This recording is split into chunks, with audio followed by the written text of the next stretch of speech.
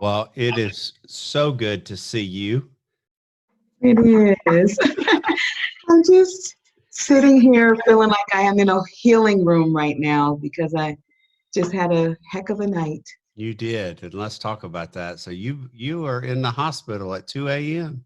Yeah. And first, Matt, I just want to say, hey. Hey, hey, I didn't. I'm gonna be honest with you. I didn't know when I went to the waiting room. I didn't know if I was going to see you, or I didn't know if I was going to see Grace and Marshall.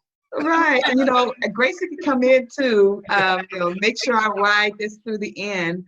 But, God is really good. And I was just sitting here contemplating what happened last night.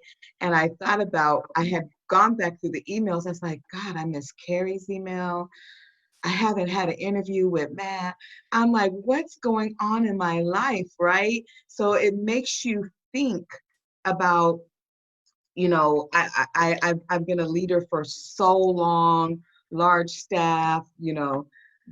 I was a first lady of a big church and executive of a mega church. And I thought about all of that. None of it's going to matter if I can't keep myself well, Yeah, right?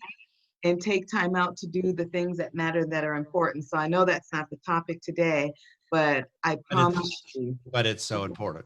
So it's important. so important. And And we can yeah, make that part of the topic because I've actually had that conversation earlier this morning yeah. about making sure that we're taking time out and we're doing whatever it is that we need to do to take care of ourselves and take care of our minds, our souls, and our bodies, and just making sure we're where we need to be. Absolutely. We have to believe this thing that we teach others. We have to believe it for ourselves. Yeah. And when we don't believe it for ourselves, then what are we doing really, right? Mhm. So that's literally what I was sitting there thinking. And I'm, texting Grace and poor Grace. Well, great. Still with me at 5 in the morning. I'm just like, yeah, by the way. And so, but he was so encouraging, and everybody actually, just all of the speakers before me, yourself, everybody has just been so loving. And this is amazing when you don't see someone, you don't know them, you've never met them, how love is, Yeah. right? Love covers all things. So Yeah. absolutely amazing for people who don't even know me to be sending up those sorts of prayers. And we all have been all week for others. So Yeah. you for Yeah. having. Well, I hope you're feeling better. Are you feeling better? I feel like I'm in a healing place. I am feeling better. It takes a lot to wipe me out or knock me out, but I've been resting. I've been water. Yeah, drink it. Find water, keeping things together. Grace and I will be talking about Cloud Nine. Yeah. Yeah, keeping that, just keeping things together, because what good will it be? It's like that oxygen mask I talk about in one of my books, Fly, on First Love Yourself. Yeah. You have Oh, I to love put that. yeah, Hold on, I gotta write that down. yeah, fly. and Wow. and not only is it first love yourself, it's fall in love with yourself and first like you. So when God gave it to me, he reminded me of the oxygen mask because I'm in the airplane where I was 3 weeks out of the month somewhere. And I thought those emergency messages are meant for us to pay attention to. Put your own mask on first. So this morning was a put my own mask on. Yeah. Yeah. Uh, well, let's we just jump right into it. But so let's talk about Grace Holden. Let's talk about who you are. Let's explain to her because we just jumped right in and started talking, but we didn't even introduce who you really are. I know. Well, I was hoping for the song. I was like, wait, Hannah's song played. I didn't get Hannah's song. No, look, my niece that she has got. Look, I don't know if you saw me and Tracy. Did you watch last night? Did you see? Oh, yes, I I don't. did. Look, I get a little emotional, but my gosh, me and Tracy were sitting there crying. I know. I was like, Yeah, I texted my niece afterwards. I was like, "You put me in tears tonight," oh And my gosh, the words of it. I just got this overwhelming feeling, like about what it was crazy. I just got overwhelmed. I did. That's why today when I heard the song and I heard it again, I was like, a quiet place. This is right now, I have serenity and I'm in this quiet place. It's not light and bright in here, right? The lights are soft, and I just thought about as the words that came out her mouth, it's like, Father, allow me to remain in this quiet place because there's so much noise that could go on around us. And she blessed me, and I would love to I have a ministry called Grace to Overcome, and because I've been through 5 major traumas in my life, and I would love to have her cover her music, Oh, be a absolutely. part of that, because she was just, it was Well, beautiful. But and anyway, well, last thing on that, and she would love that. I can't understand how a beautiful voice like that can't catch a break. That's just one of the things for me. And it's beautiful. I mean, she was in the sweet spot. But let's talk about you. yeah, well, real quick though, her time is coming. Yeah. Her time is coming. There's so many of us who know so many people, right? Yeah. We never know who's listening and who's watching. So all I can say to that is thank God I had a chance to see that, because I'm going to be pushing Miss Hannah. So just when, know I'm pushing her, because it's when, gonna. when music moves your soul like that, it's incredible. And that's exactly what it did. I mean, she does. It's just incredible. So let's talk about you. So tell us about you. So, okay, well, my name is Grace, and I always say everybody needs a little grace. Absolutely. But the funniest thing about my name, though, is I didn't even know really what it meant growing up. I didn't grow up in a Christian household. My mom didn't take me to church. I had a lot of trauma in my life, and I used to think that Grace was just this really old person's name. You fast forward that now to, I'm 49 years old now. You fast forward that, and now I know what it means. And so for me, grace is to be here to really serve, and to give. And it's kind of like the story of ordinary. That was my life. And you get to the end of the road in the story of ordinary, and what he does is he fights, and everybody says, you're just ordinary, go back to where you started, you're nobody, you can't go anywhere. And he followed after faith, and sometimes faith got so far away he couldn't see it anymore and was going to turn around and go back. And I realized I couldn't turn around and go back in my life. I had to go forward. And my destiny, when ordinary made it to the end, it was just to start over, go back, and bring some more folks with them to fight. Yeah. Wow. So that's who Grace is. I am here. I am extraordinary, right? And I'm here to just share the message. My hashtag is the silence ends. So Grace in a nutshell is a woman who loves God, who loves people, and loves just being obedient, So although I'm this extremely high-driven businesswoman, because I am, and successful in business, helping so many people, at the end of the day, my heart and passion go out for this work, the dirty work. And I talk about how we're going to spill the tea on dirty. And so that's where my heart lies, is in making sure that the silence ends, and that everybody like Eva, and by the way, reclaim that whole thing that Eva talked about, that will be posted all over everything I have, reclaimglobal.org. And you have to be able to go inside, pick up those pieces, and move forward. And not everybody could do it. So I appreciate the vulnerability that's gone before me with Jennifer and Eva and Boo. That right there, Miss Boo. Me and her gonna have to have a girlfriend chat. But so Grace is about amplifying and lifting other people. And helping others, and that's my pure destiny. The treasure inside of me is to just serve. So I'm here to serve. Whether it's in business, whether it's in my nonprofit work, whether it's in just the the mama, I guess they call me, that I am. So dirty little secrets, a silence in. What does that mean? Well, Matthew, I looked at our roster and I thought, wow, what an amazing roster we've had that just leads right up to this very moment. you know, and dirty little secrets is all about the things that we carry around with us. If I'm so well, if I'm so healed, if I'm so delivered, if I'm so not, I don't look like what I've been through and all of that, then why do I still feel so dirty? And dirty was written because there's so much residue that rests in our lives that we don't deal with. And dirty is a place of hope. So when you take a look, this is really what it's all about. Take a look at this. This is Yeah. me Oh, wow. with a photo shoot in dirt and mud. And Eva said it best when she said, that's kind of when you go through the traumas in life that I have dealt with and that many of us have dealt with. By the age of 20, I had 5 major traumas in my life. So I was child molested, I was raped, I was bullied, I was human trafficked, and I was stabbed in multiple places. So I walk around with these scars and stabs that are very visible.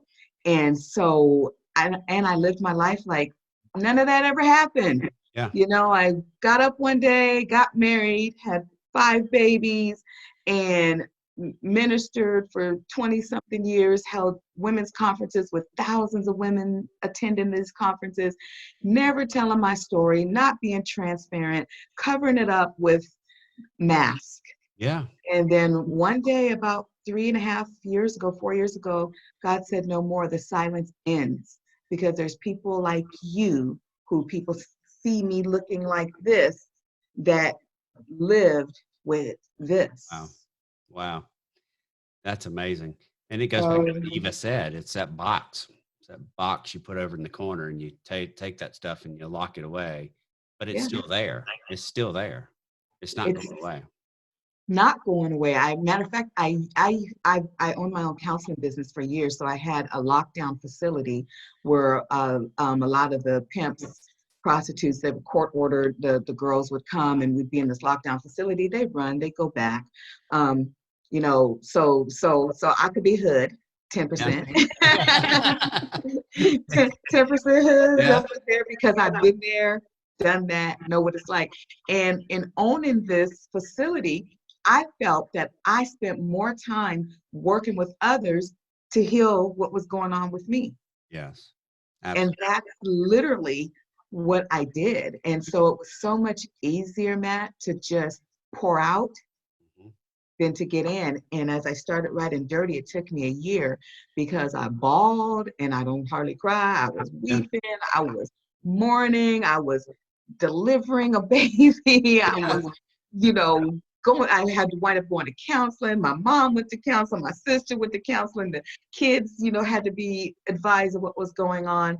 And that was the moment I really began to work on me. On you. Yeah. And now I'm able to, grace to overcome means I've overcome. I'm not just a survivor or a thriving survivor, but I am an overcomer. And, you know, although I was bullied and molested and trafficked and all those things before the age of 20 and stabbed and held kidnapped and had more restraining orders before the age of 18 than anybody in Seattle, where I'm from. I'm a Wow. Northwestern girl, and that's not normal. And, you know, so all of that led me to say the silence ends and there is hope. Yeah. So my story, the T is, we are not to keep these things a secret, and we are not to sweep them and brush them under the rug. And as crazy as this may sound, when I minister and I do forgiveness ceremonies,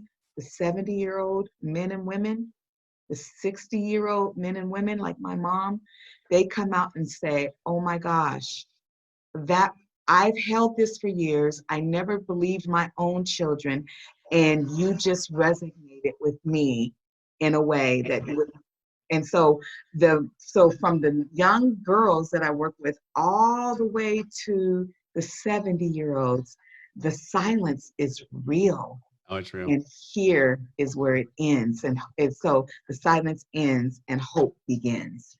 And so it's been amazing because I have to tell you, Matthew, I have about 350 men that are part of this group called Dads Yeah. Against Dirty.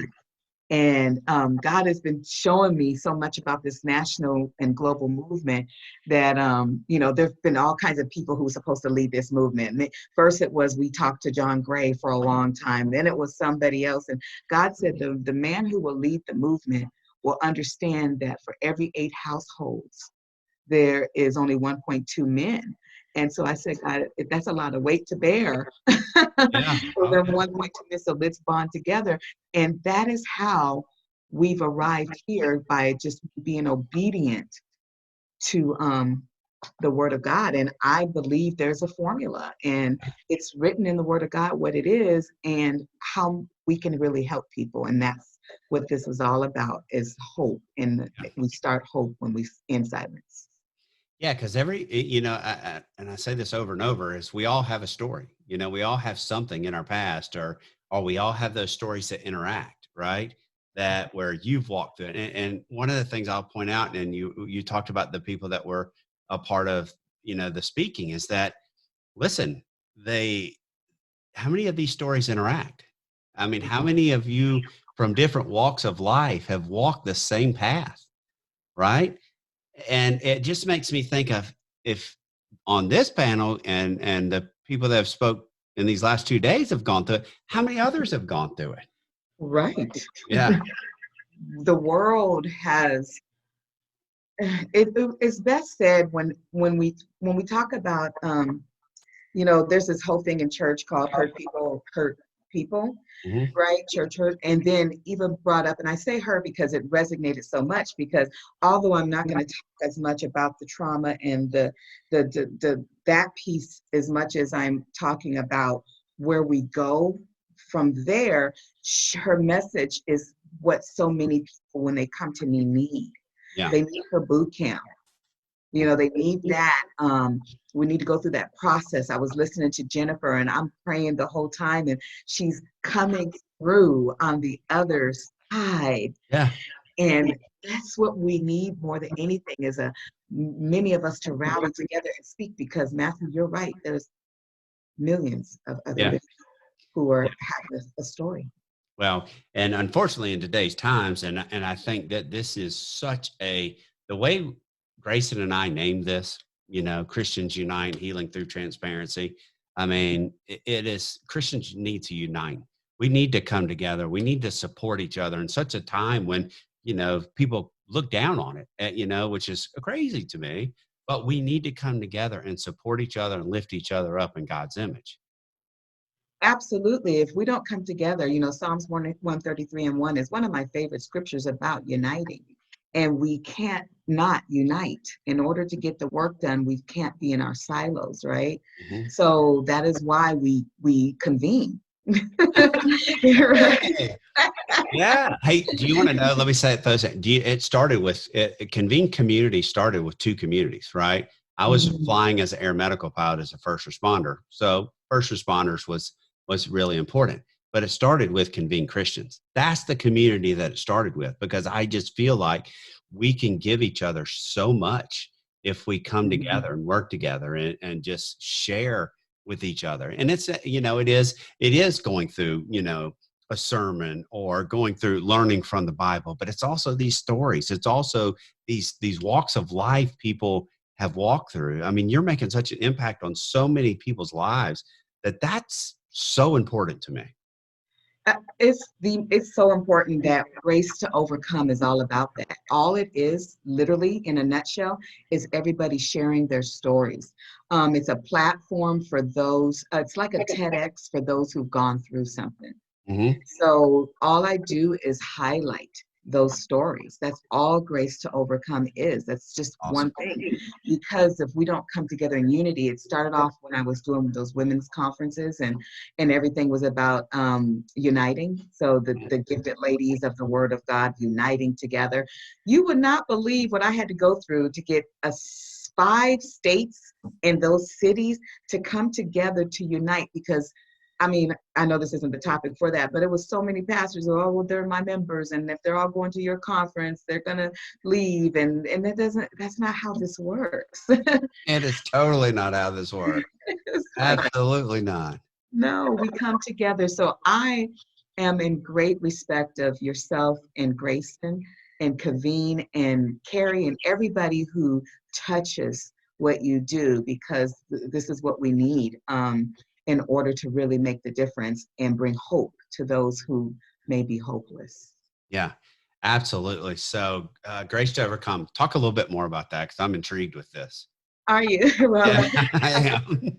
so there's a foundation called the Elite Foundation, and I sit on the board there, and it's out of Florida, and it's in Fort Lauderdale, between Fort Lauderdale and Miami. It's an amazing human trafficking organization, and we've been talking about how can we work with those who've been through so much trauma and allow them to amplify and share their story when they're ready, and not to get into all the steps that lead up to it, but what happens when we realize we're on the other side and we're really true overcomers.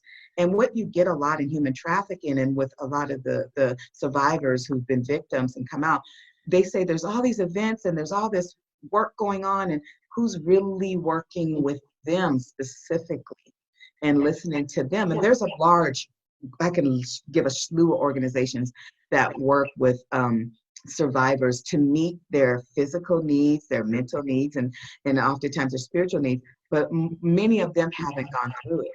Yes. Many of them haven't walked the path or lived through it or have overcome. How many human traffic survivors, overcomers, are like me? And I run business and make an impact, and I have a national and global voice, and I travel the world and I speak. And we're really truly telling the story. There's a small sliver of us. Yeah. We know there's a sponsor. We know who was just appointed just recently in the administration amongst traffickers, because it's finally getting noticed that human traffic survivors and those who've come through domestic violence, rape, molestation, or any of those things have a voice. And it's not to re-traumatize, but it's because we've overcome and now we can help.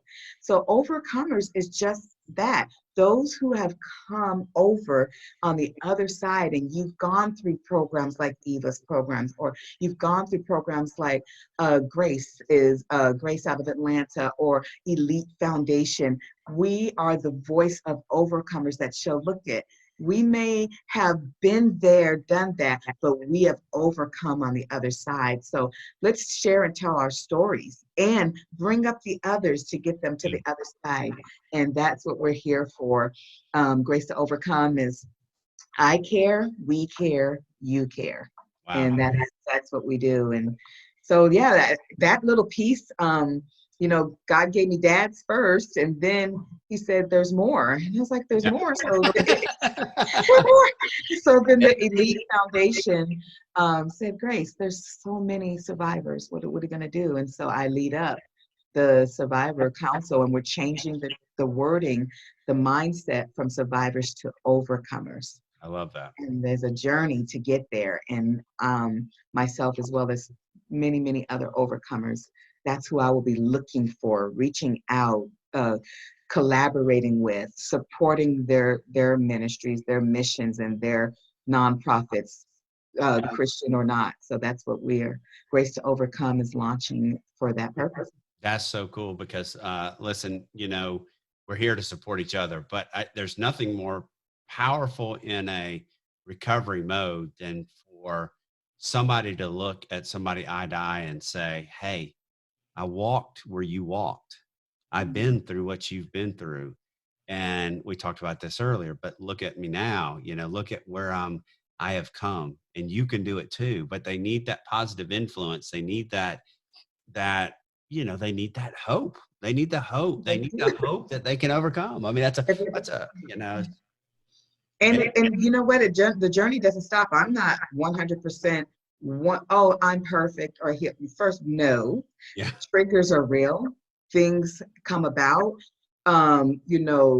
I work with men and women and young boys and young girls, and narcissism and all those things are real. But what we do know from study and research is that those who have been traumatized, I think a lot of people feel they're the ones doing most of the traumatizing, and that is not true. It does happen. They do traumatize. I remember in '95, Oprah did a big story on men who had been raped and were raped, were hurting or traumatizing others. And a lot of them hadn't been raped. Yeah. And so I am now on the other side to say, yes, the trauma is real. It is a journey. It's not a perfect journey, Yeah. but it is a journey. And so, I've ran programs much like Eva's program. I'm just on the other side of that program now. I'm like, once you're done with that program, let's get to work. I Yeah. need you. Join this military army. Yeah. Let's go and grab. It's like ordinary, right? You get to the end, you go back, you start over, and you bring others.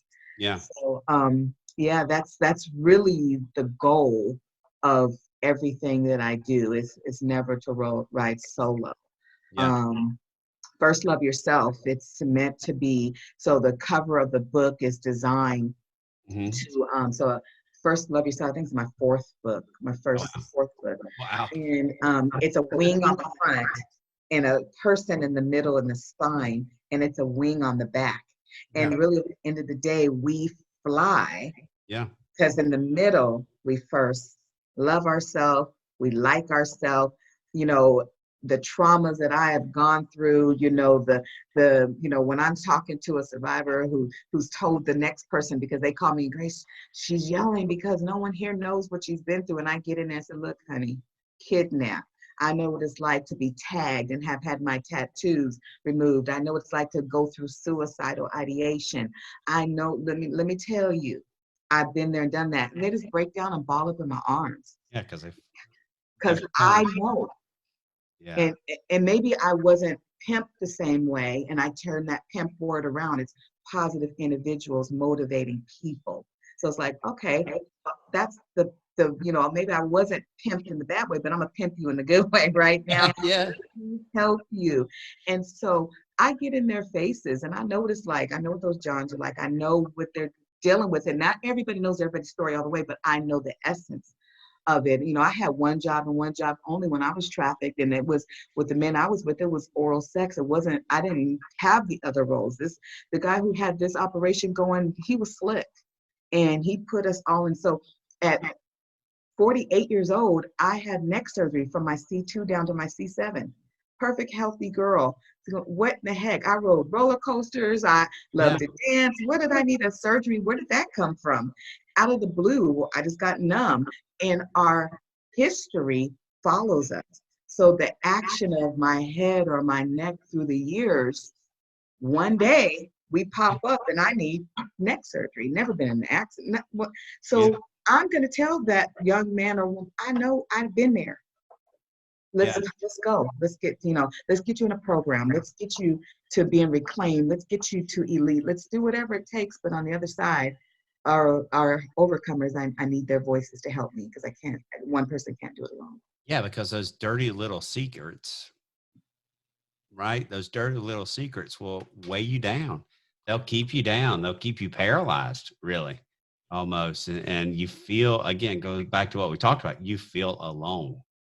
You will feel alone. No, there's no way nobody else has gone through the same story as I have, but you're able to connect. I felt that. I felt when I was an intern for County Chung in Seattle at Como Channel 4 when my stabbing happened.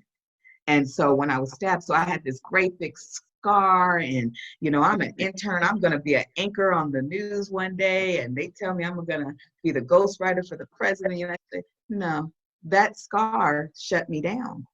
Wow. And had someone told me, come on, Grace, you can do this. Come out of that. Let's help you. Let's get you in these programs. And I didn't have that. I literally got married and ran my life after that. Yeah. So I wish I had found a way to come back, and maybe I would have been the journalist, who knows, or the anchor of us. I don't know, but I had to live with the physical multiple. This is just the one you could see. Yeah. I have multiples just like that, physical and non, physical on the outside. And so I feel like it was just, and I won't say there wasn't enough help. I didn't know where to get it from. Yeah. I just shut down and went into, work mode. And, I was addicted to work. Yeah. That was your coping mechanism. It And we was. talked about that earlier. Everybody finds their own coping mechanism that they go into, whatever that might be. How did you overcome it? I mean, what put you on the different path? What made you, go the direction that you? Because I guess you get in, the standard fight or flight, or you can fight it, or you can flight and settle in and accept it, and not really go and do the things you're doing. So what was the turn? When did you decide, or what happened that made you know that you could do all these incredible things you're doing? Well, first of all, thank God, because it wasn't something that just fell upon me that I get this question all the time, and this is the same answer. I have this little necklace that said God is love. It was really a struggle for me because I didn't know God was love because I didn't know him, right? I didn't grow up in church or anything like that. And it was a choice. I literally made a choice. There's this thing in our mind, our cognitive intuitive intelligence, right? And not to get too deep, I believe we have a heart brain that talks to our brain, right? Yeah. And God just gave me the ability to see the choice that I didn't want to live that way. And through molestation and through trafficking, I'd get up, go to school, clean the house, all these things because I just knew there had to be something better. And at one point I normalized it, that was love. This had to be what it is. This is what it looked like. You don't know because that's what you're dealing with. And one day I was sitting there and I said, this can't be okay. And I made a choice to make sure that I told myself continuously, this is not okay. Because it had at one point became normalized for me that my daddy loved me, he molested me, he loved me. That had to be what love looked like. And then when the sex trafficking came, so I would be sex trafficked right after school in this apartment complex and go home, and my mom worked nights, and I would then be molested by my dad. Oh my But God. I had been going through that for so many years, it became normal. But what happened in human trafficking didn't look like the same thing that was happening with my dad. Yeah. So at some point, I realized what was happening in human trafficking was really bad, and then it registered.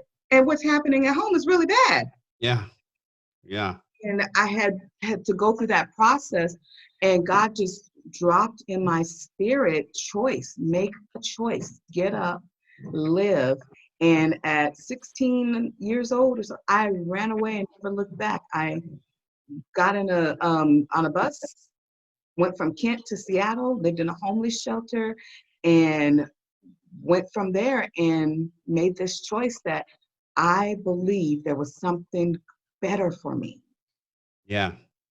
Wow. That takes a strong woman to be able to do that. And I mean, it radiates out of you. That's what I'm getting at. Not only then, but it radiates out of you. I mean, you see the strength and what you talk about, and your conviction of what you do, and it's incredible. And I go back. Tracy just said, Amen.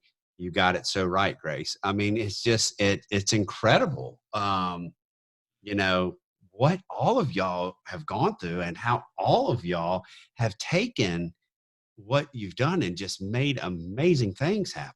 I'm just blown away. Like I said, I'm the one who's blessed sitting in this seat listening to this. I'm blown away. I just it almost takes words out of my mouth. Yeah.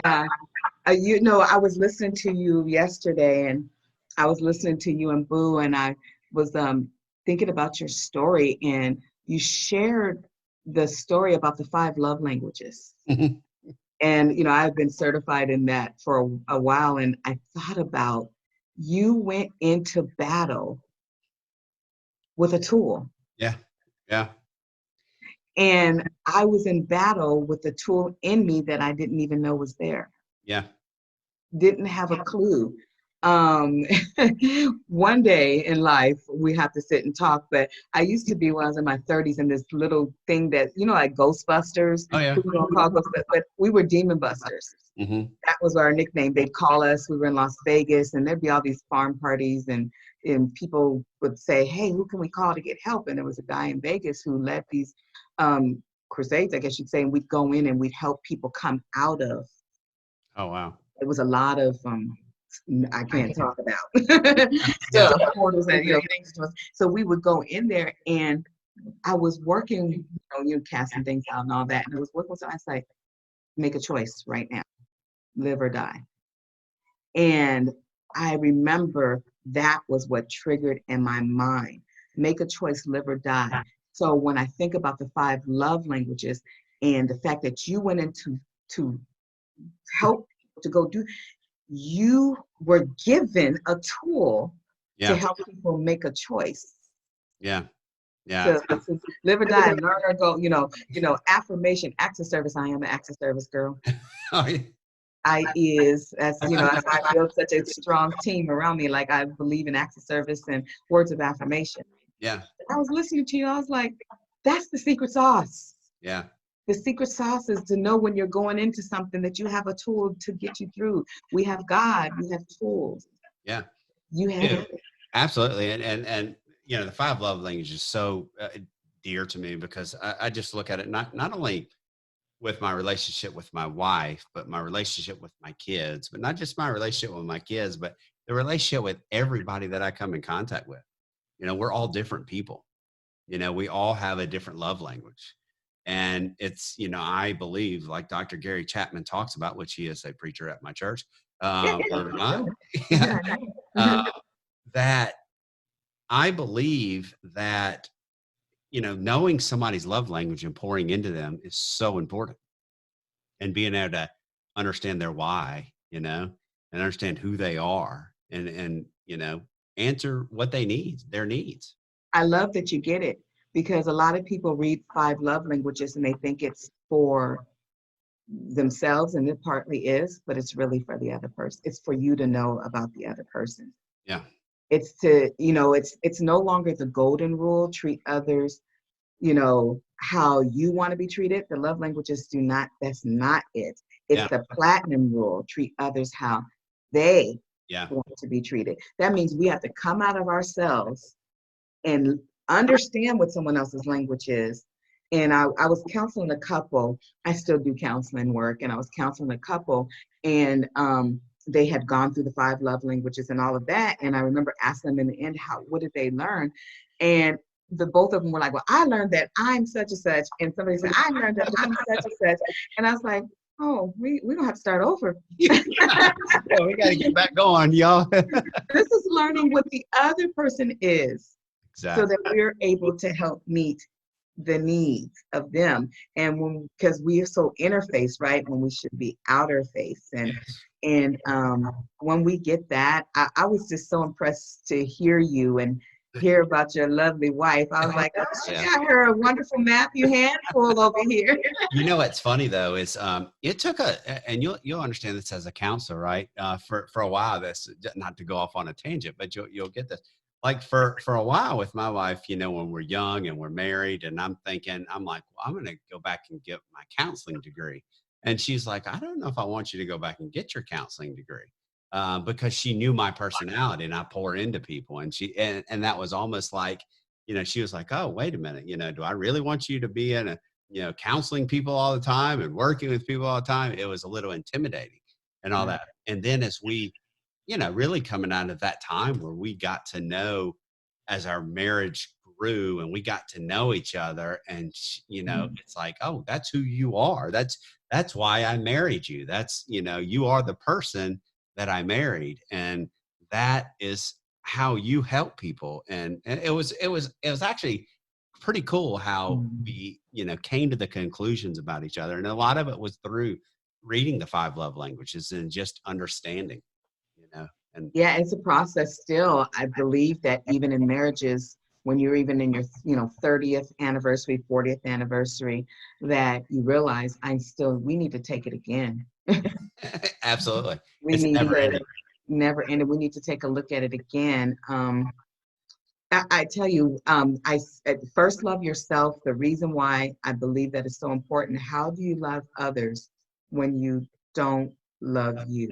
Well, Grayson and I, one of the first podcasts I did with Grayson, the first time I interviewed him, it was know thyself. That's what we talked about. You have to know yourself. And if you know yourself and you love yourself, then it's going to allow you to love others. And it's just a great message that Grayson put out. But I love that. First, love yourself. Yeah, first love yourself, first like yourself, fall in love with yourself. All of that's fly. And, I know Grayson's going to smash it with believe in you. Like Yeah. I know. So I was trying not to tap dance on his believe in you, Yeah. but all first love yourself is getting the love in you to believe in you. So I have a whole, so in the story in the book, in First Love Yourself, I talk about the thorns. I don't know if I have it in front of me, but I talk about what happens when when we don't love ourselves and we feel like we're loving others, right? And we, to us, it's real. I don't really necessarily care about me, but I love other people. There is a difference between self-esteem and self-confidence. Oh, yes. So I can walk around with a great deal of confidence, but what happens when we shut the door, turn the lights off, and I'm there alone with myself, whether I'm married or not? Yeah. Am I in love with me? Wow. And self-esteem is where we deal with, well, that's what we deal with when we talk about liking ourselves and loving ourselves, because everything about us, all the good in us, we were born with it. Yeah. It's already in us. It's the outside factors and the distractions in the world that came along and taught us something else or Yeah. showed us something else.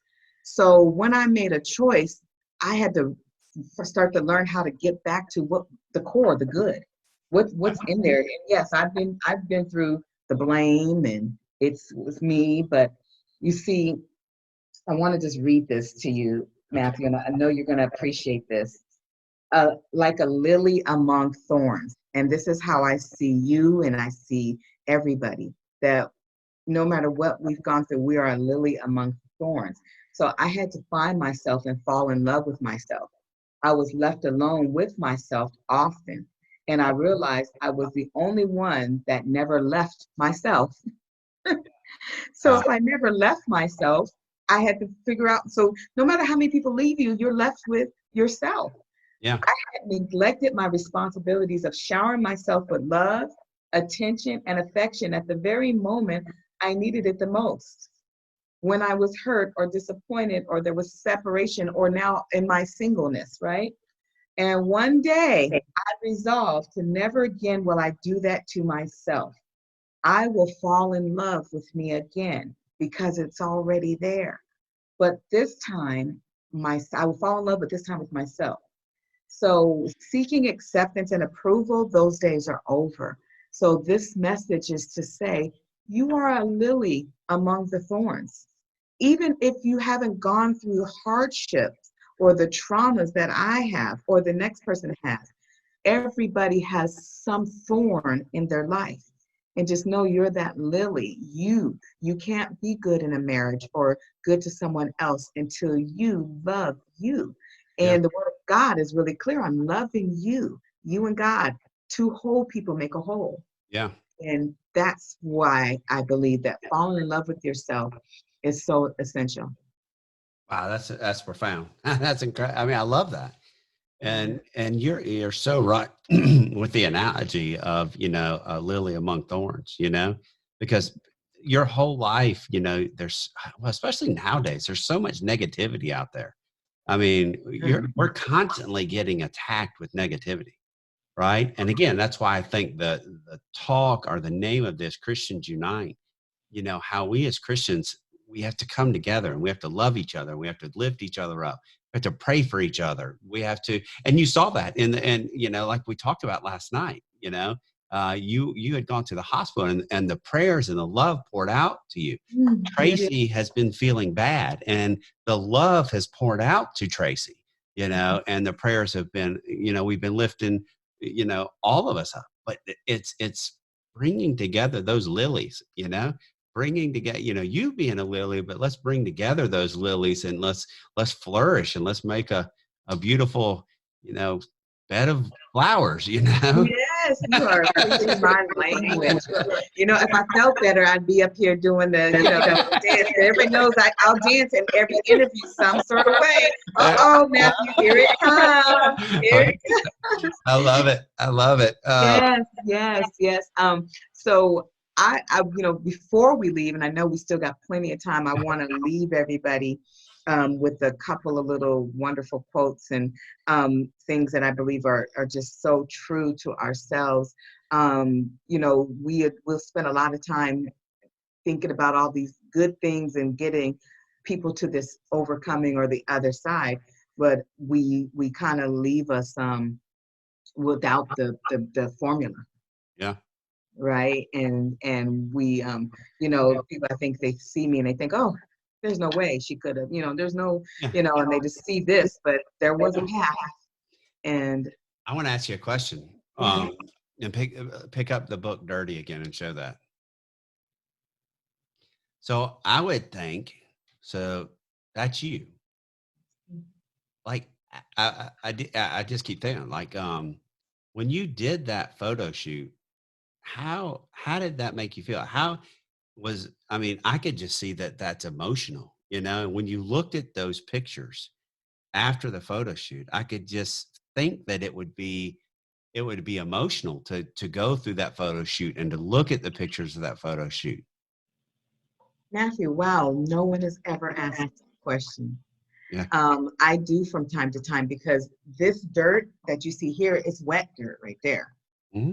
But over time in the photo shoot, it turned really crusty and brown, and it started to get hard.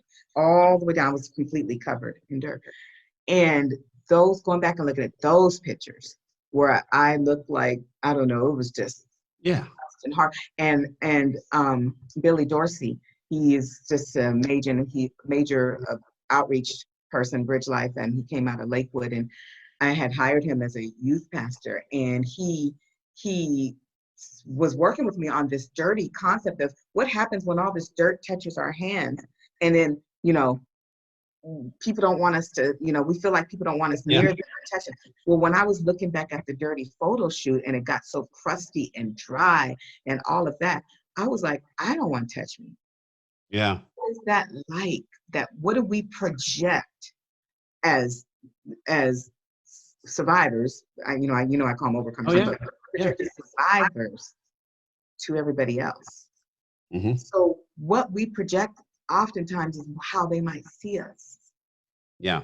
So when I went back and looked at this dirty photo shoot, I was like, whoa, I don't want to be somebody who projects that out. Yeah. Which is how Grace to Overcome came on the other side. You ever have that friend, maybe not you, but you ever know somebody who has a friend who just all they have is negativity? Oh, no, I for sure. Yeah. Yeah, for sure I have. Yes. And it's the woe is me all the time and all of that.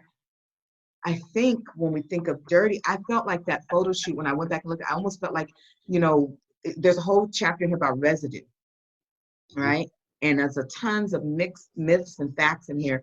And I mark it because it's like, I almost felt like I couldn't scrub that dirt off.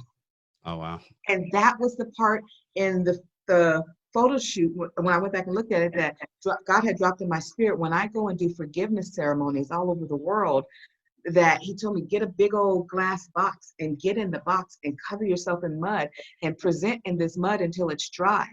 And then take a hose, because you're in a glass box and it's going to get built.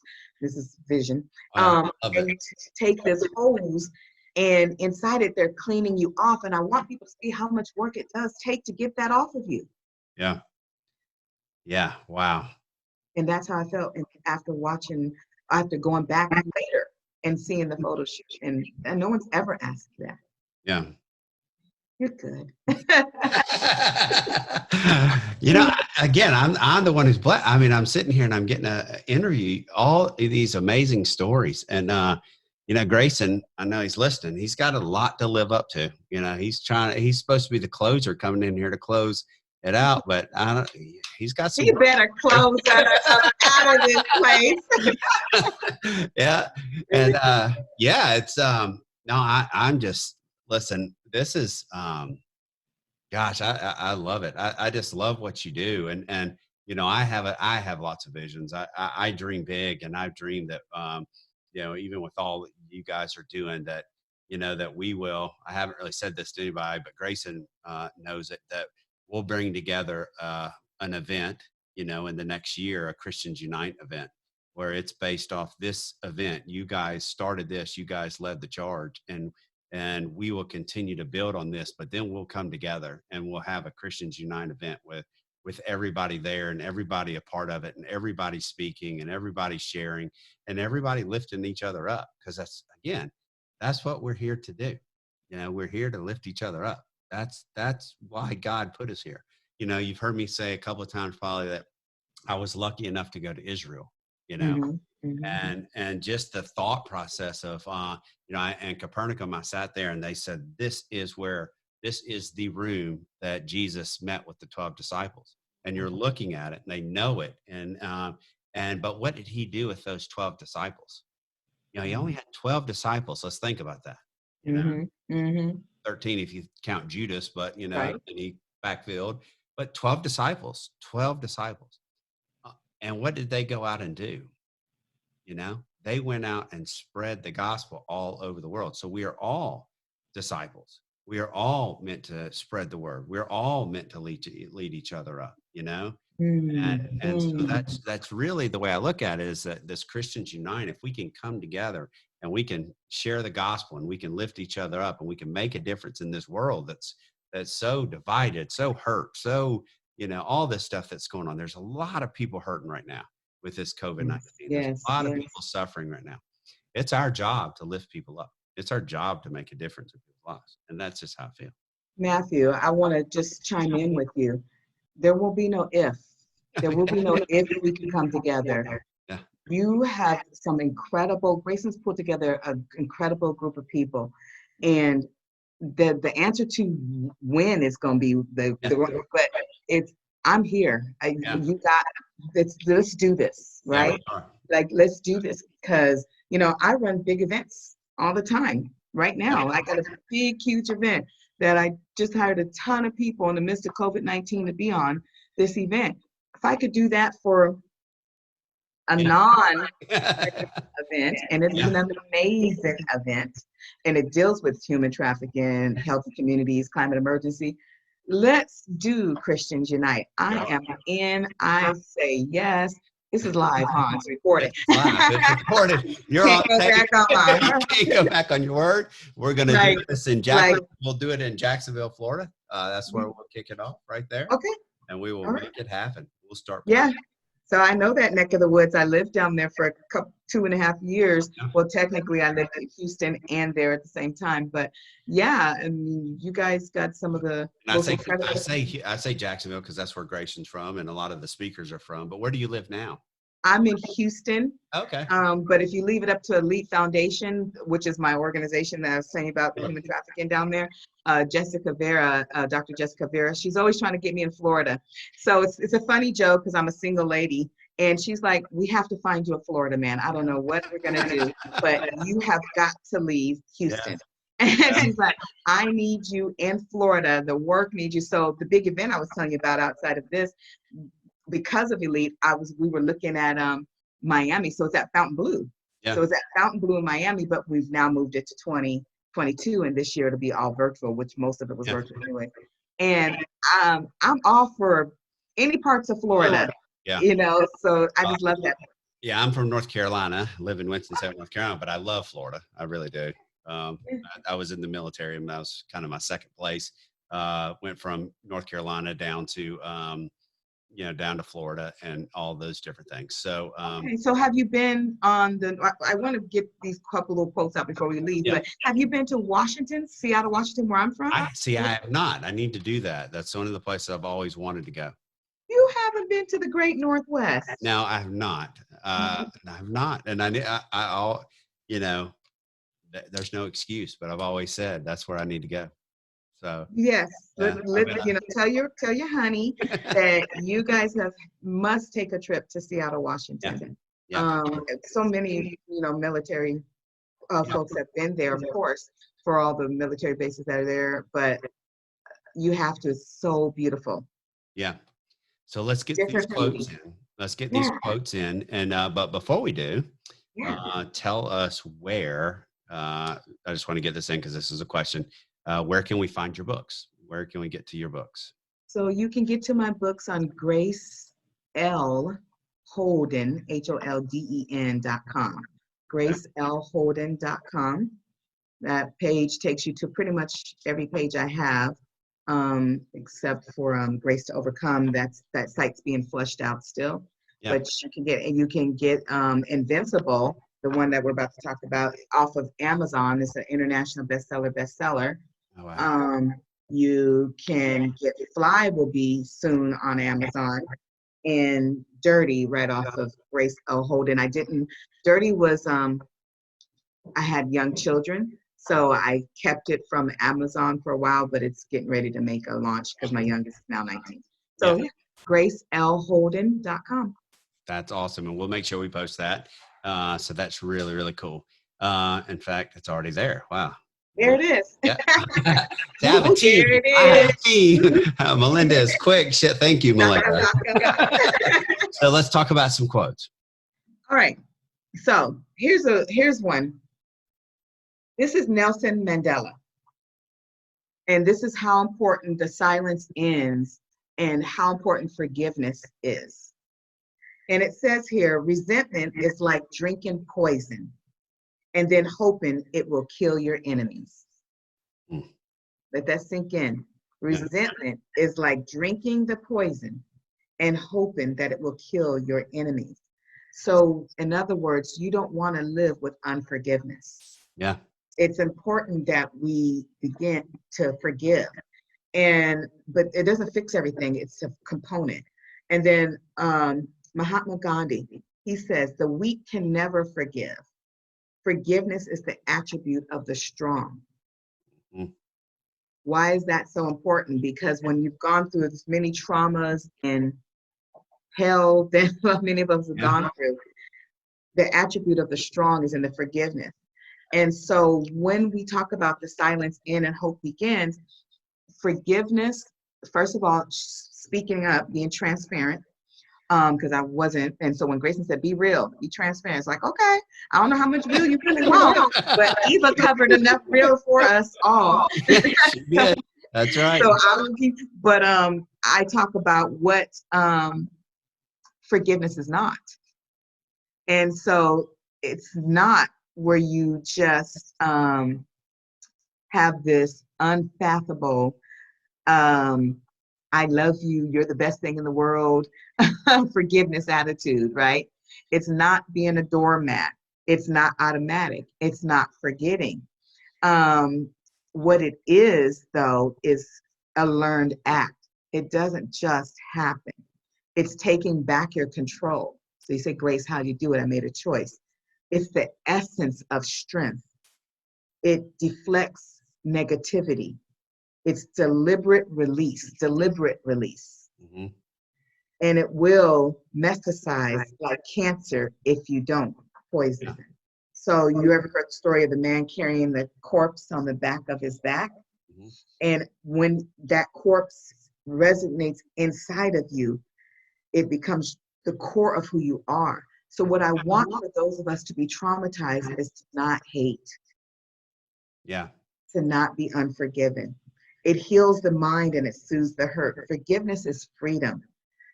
Forgive them, forgive you, and you win.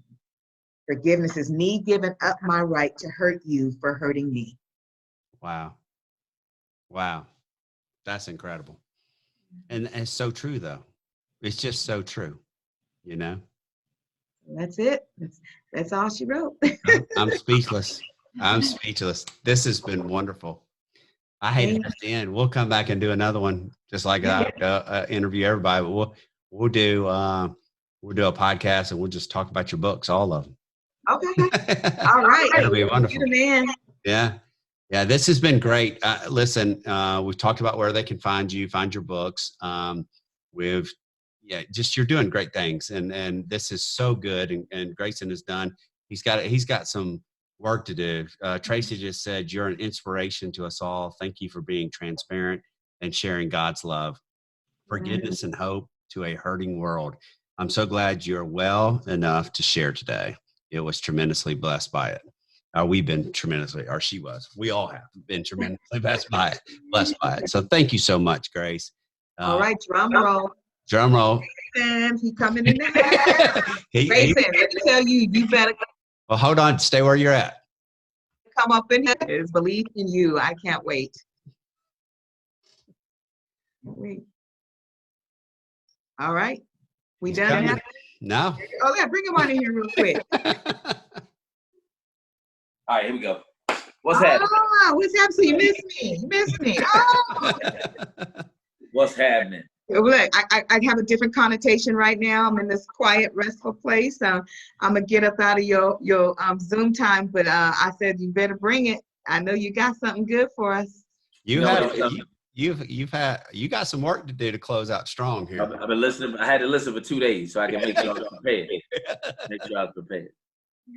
Yeah, I'm excited. So my time is up, but I just wanted to make sure I saw your face, Grayson, and you saw mine. You know I'm well. I hope you feel better, sweetie. I'm excited that you were able to push through, and it speaks to your message, the dirty little secrets and the things that we have to live with on a regular basis that fortunately you were able to be transparent about today. But outside of this forum, I might not have heard, people might not have known, and it remains that. So I think this is why it's important to share what we share. It's important to be transparent, authentic, and real, so that people can actually see that is the true essence of someone in love. And you talked about forgiveness. You talked about all the characteristics and components of that in and of itself.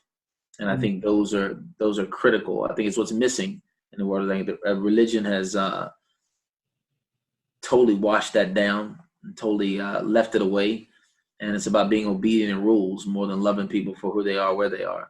So I appreciate you. You know, I think the world of you. We're excited to do some stuff, and I'm ready to make a significant paradigm shift in as many people's lives as I can. Yeah. Awesome. Can't wait. So I'll catch you on Cloud 9 later. Yeah.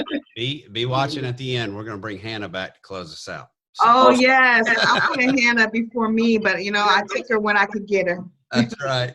Thank you. Thanks, guys. Take care. See you.